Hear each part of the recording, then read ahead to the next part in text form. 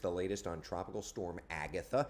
Maximum sustained winds as of the 5 a.m. advisory are at 45 miles an hour, and you can very clearly see the storm system doing exactly what we had anticipated. It is weakening over Mexico. Here's a look at the official forecast from the National Hurricane Center. Currently a tropical storm expected later this afternoon to become a remnant low, lose its organization, and then eventually drift into the southern Gulf of Mexico, at which time the National Hurricane Center anticipates this to try and regenerate. Not a quick process, but a relatively gradual one. Over the next 5 days' time, there is a 60% likelihood that the remnants of Agatha redevelop in the Gulf of Mexico, the Caribbean, or eventually even closer to Florida.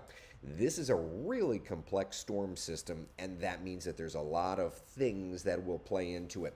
But a 60% chance, that's a medium chance that this develops. And you can see that overall forecast progression does take it over toward the state of Florida. That's something that we have been monitoring the last couple of days. Here's a look at the tropical computer forecast models, kind of taking it slowly at first and then accelerating it off toward the Florida Peninsula. So what do the global models say? Let's take a look at the GFS and the European. Here we are. This is Thursday at 5 a.m. Both of them off the shoreline of Mexico, working toward Florida. Now, progressing through, this is Friday afternoon. You can see the European is a little closer to Florida, a little further to the north than the GFS model is.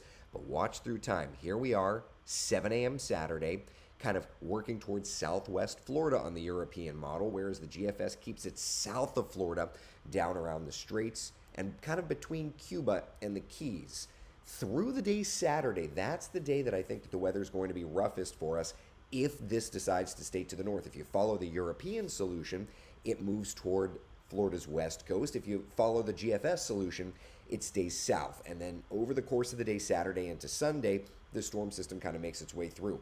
As you can imagine, this would have completely different indications on our local impacts. Notice on the left, the European model showing widespread 3 to 5 inches with isolated spots South Florida seeing 5 to 8 inches, whereas the GFS model says, meh, it's going to be a nice weekend.